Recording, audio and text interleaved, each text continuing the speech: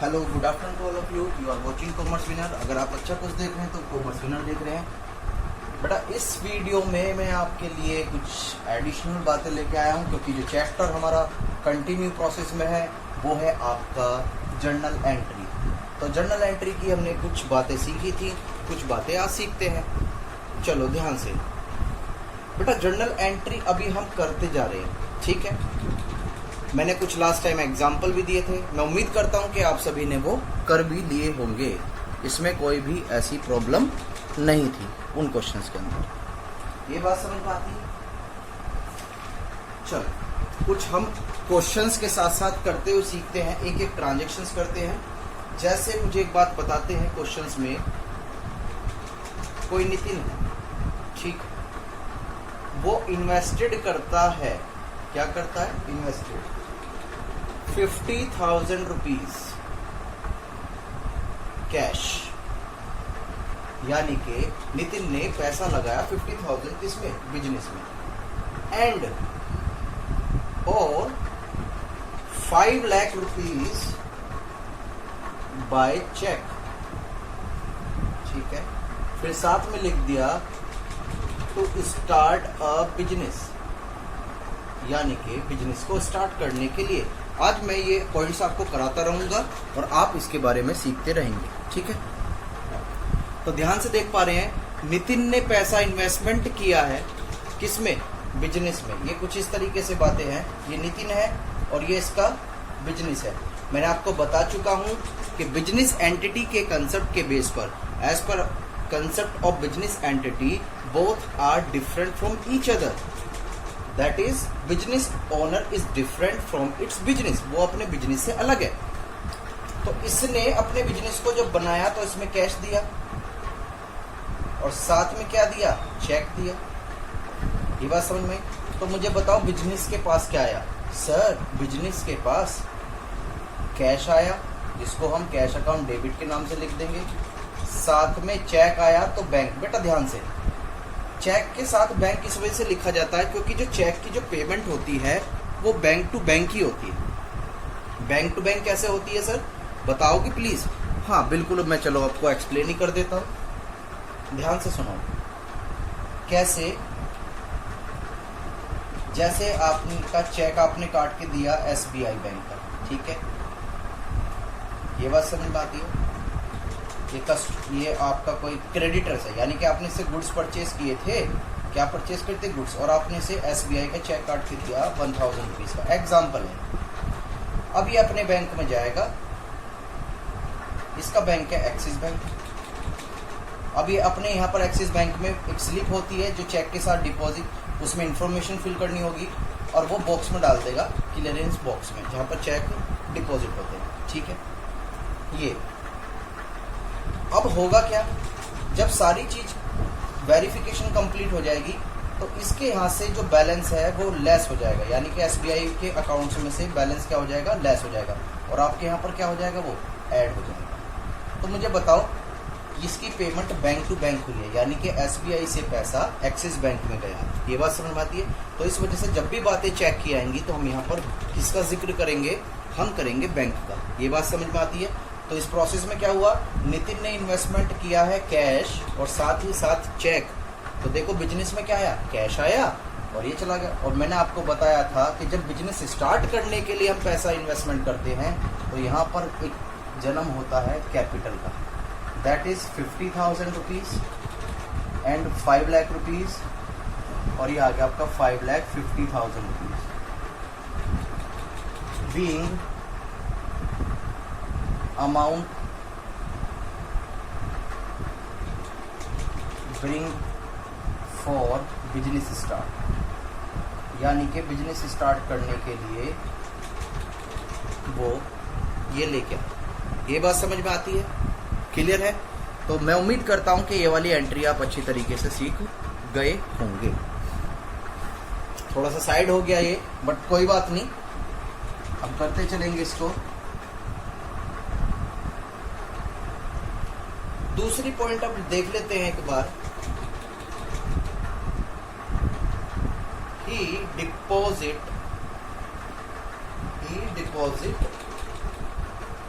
5,000 rupees out of cash in the bank,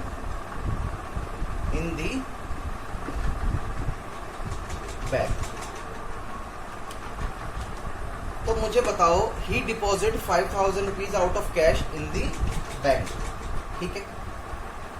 तो यहाँ पर कैश जो डिपॉजिट करा है बैंक में, तो कैश तो आपके यहाँ से कम हो गया होगा भाई, जैसे ये है और ये बैंक है, आप जो है बैंक में पैसा डिपॉजिट कर रहे हो, तो बैंक में तो डिपॉजिट, तो बैंक बैलेंस तो आपका बढ़ गया होगा, लेकिन आपके पास जो कैश है वो तो कम हो गया होगा ना।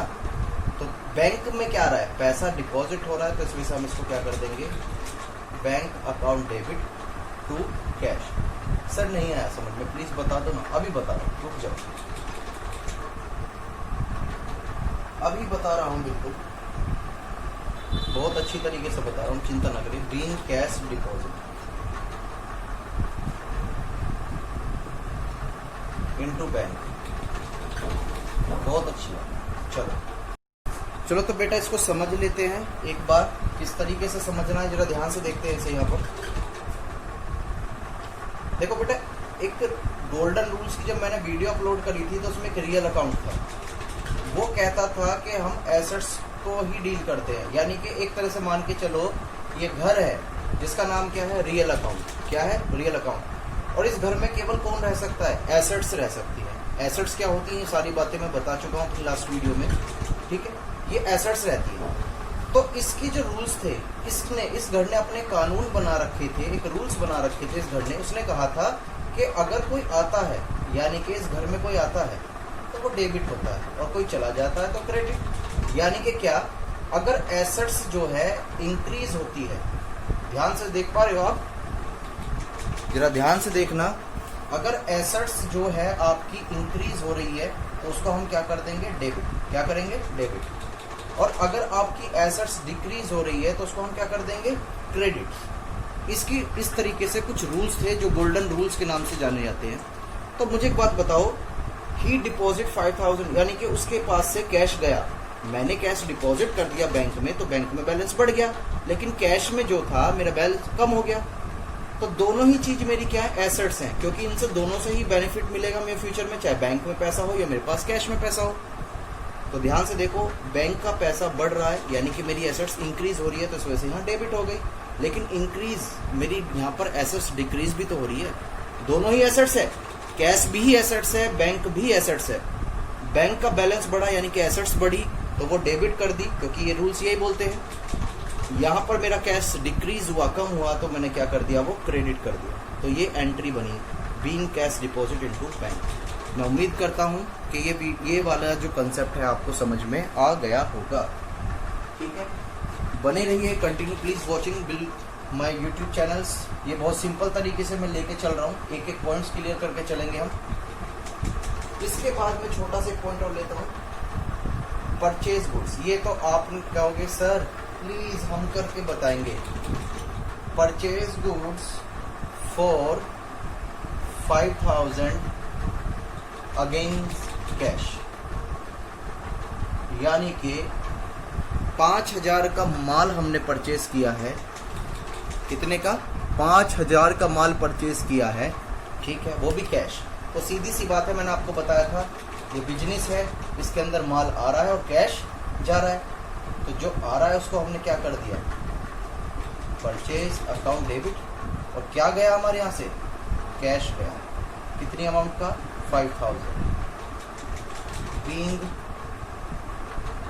Goods purchase.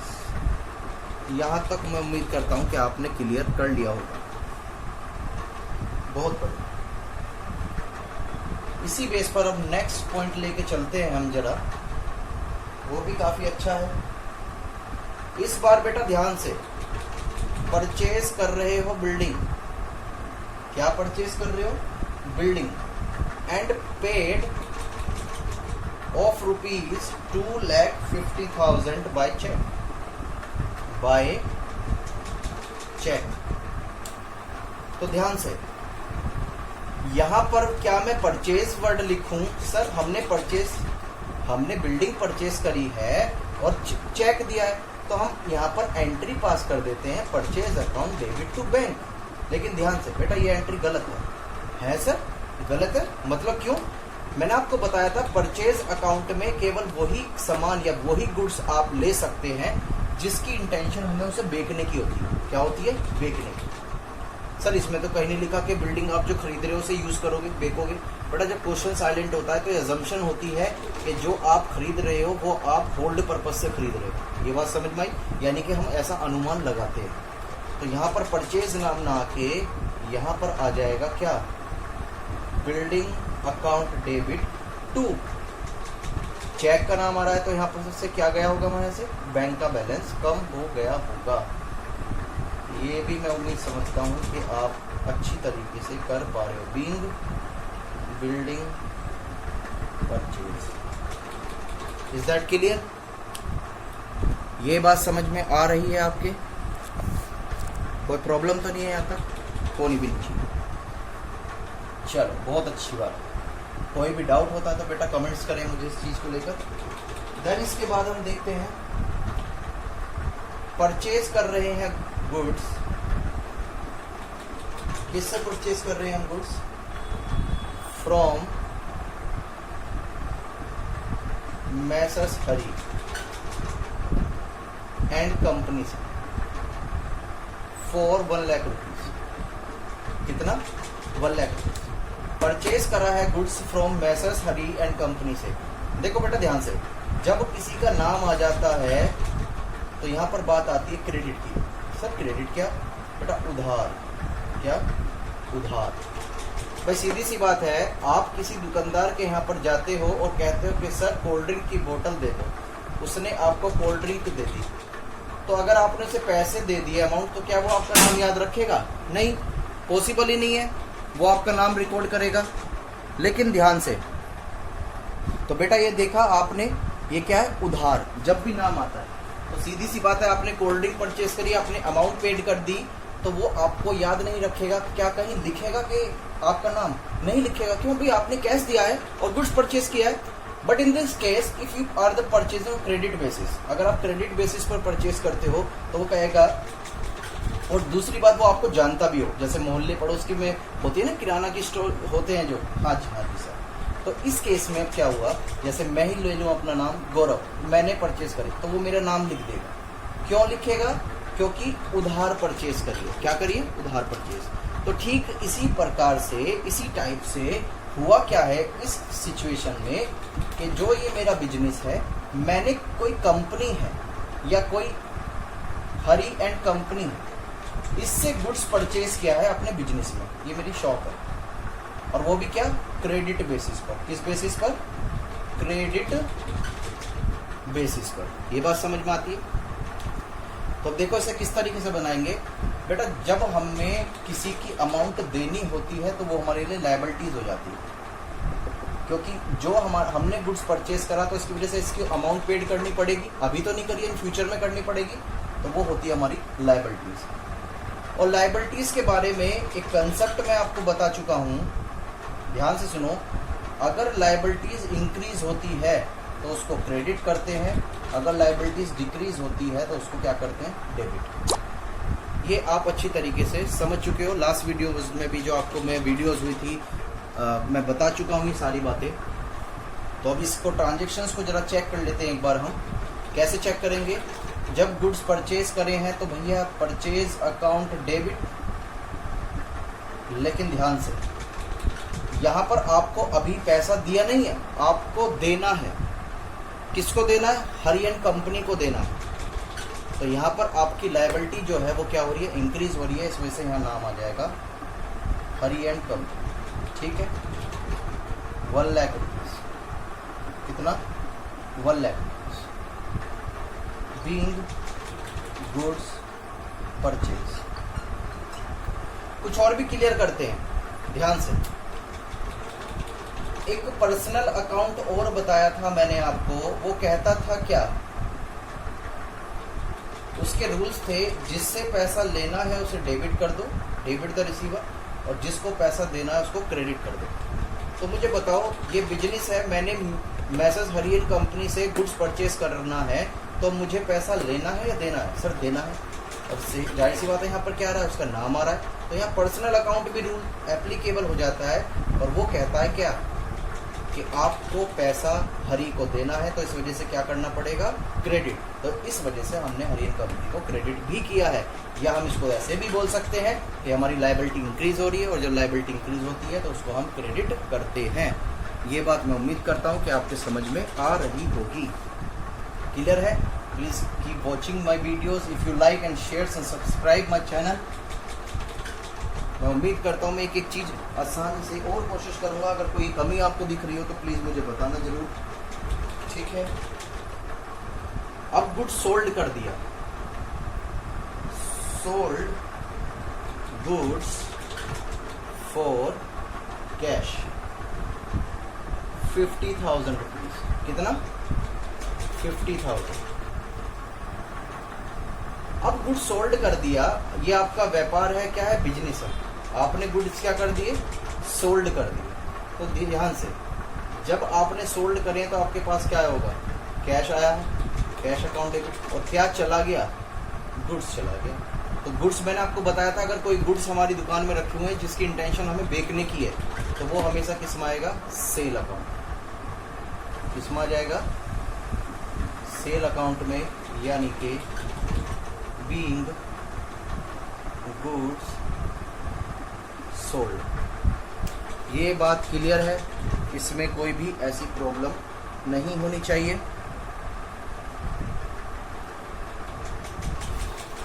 अब यही बातें अगर हम क्रेडिट बेसिस की देखें,